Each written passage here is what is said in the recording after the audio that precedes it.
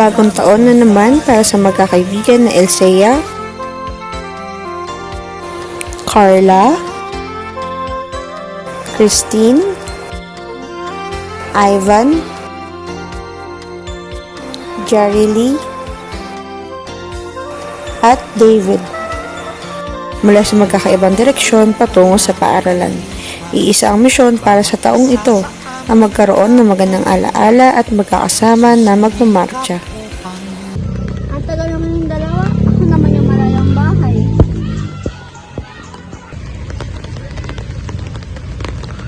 Ay naku, ang aga-aga mo lagi siya.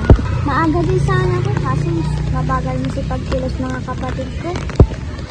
Di ba, tara na.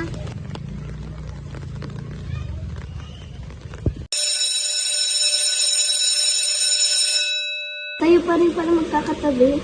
Umumpo na tayo, marami na mamayang tao.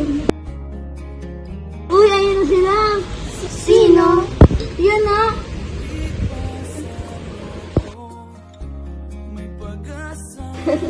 Akala ko pa naman kung sino. Ay naku, aasarin na naman ako ni Ivan. Hoy Ivan, ang aga-aga. Ikaw na naman nakikita ni Christine. Hi Christine Lit!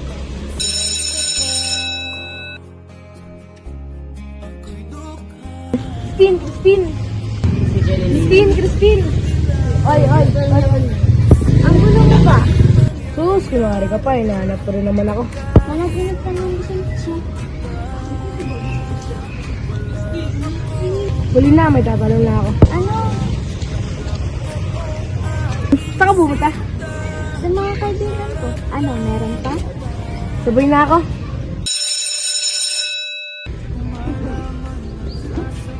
Tika lang, antayin niyo ako. Ano Carla?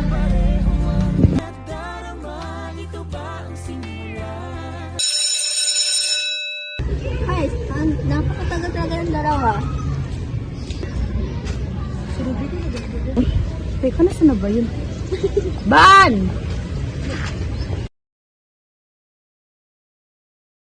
Oh, ano nangyari sa mga mukha yung dalawa? Ha? Wala ha?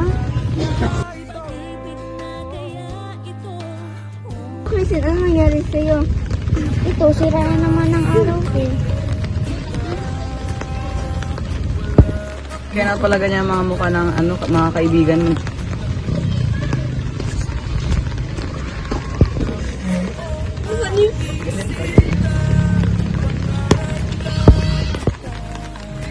Ang gala naman ng unang araw ng mga kaibigan ko sa huling taon namin dito sa eskwelahan.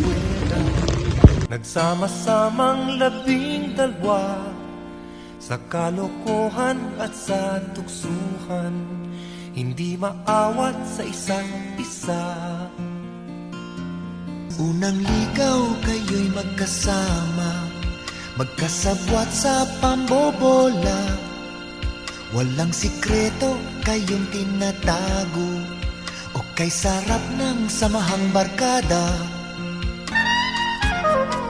Napakahirap malimutan ang saya ng aming samahan. Kahit lumipas na ang ilang taon, magkabarkada pa rin ngayon. Magkaibigan